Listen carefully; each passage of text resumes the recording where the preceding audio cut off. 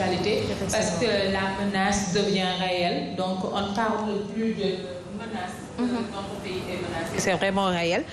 Gis nañ ni qu'à 16h30 le ministre de la Santé et de l'Action sociale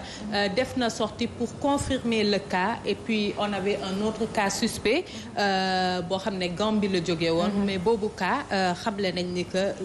confirmé wuñ ko. Mais le cas bi ñu confirmé seetlu nañ ne que génn na suñu aéroport yi nga xam ne plan de riposte tegoon nañ ko fa.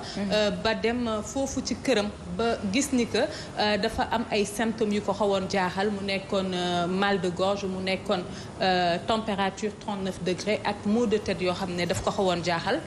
ba mu dem ci benn institut privé pour se faire consulter pour se faire prendre en charge donc ñooñu bi ñu gisee cas bi ils ont trouvé que c'était un cas suspect et que ci tableau d'information bi nga xam ne coronavirus looloo koy wone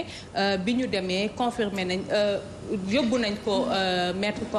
en quarantaine à l'hôpital Fann et bi ñu demee hôpital Fann aussi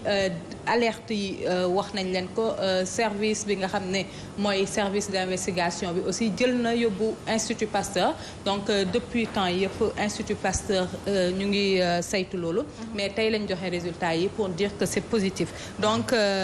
li nga xam ne nag c'est pas la peine je crois que di dugg ci détails yi nga xam ne moo concerné cette personne parce que mettre nañ ko en quarantaine mettre sa famille en quarantaine ses 2 enfants et son épouse mais ñi nga xam ne aussi nekkoon na ak ñoom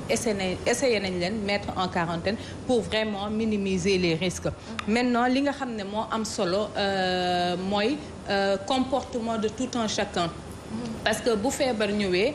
il faut rappeler aussi que feebar bi OMS ak les recommandations xamle nañ ni que c'est une maladie certes grave mais gravité bi nga xam ne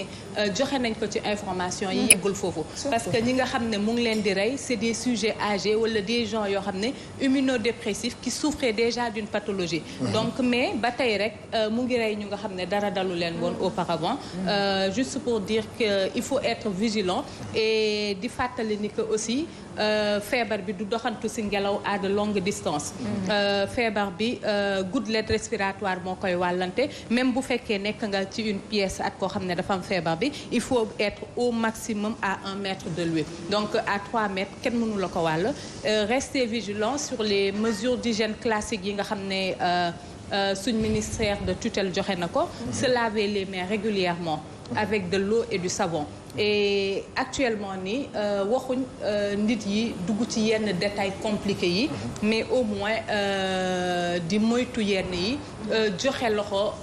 les gens comprendront que c'est un contexte actuel qui s'impose wàññi joxe loxo bi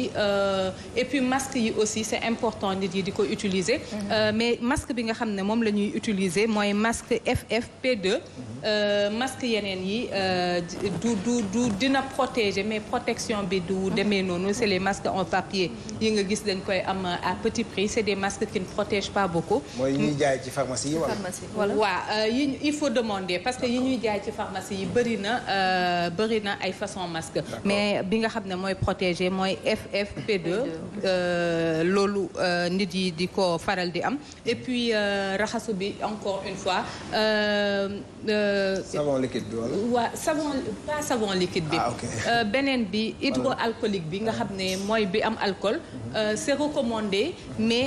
excès bi aussi c'est pas très recommandé parce que dafay yàq bactéries les bonnes bactéries yi nga xam ne dafay nekk ci loxo ndox ak saabu mooy la meilleure protection et la meilleure protection aussi mooy éviter yenn yi et l'autre chose bu nga xam ne bëggoon naa ko ci ajouter par rapport à cette pathologie bi nga xam ne ñëw na des études ont été faites par rapport ak colis yi nga xam ne da doon jógee en Chine gis ñu bëri dañ doon ragal di am colis en Chine mais la sécheresse dans les avions air bi nga xam ne mu ngi dans les avions dina rey bactérie bi donc bactérie bi mënut survivre lu yàgg ci benn objet boo xam ne daf ko laal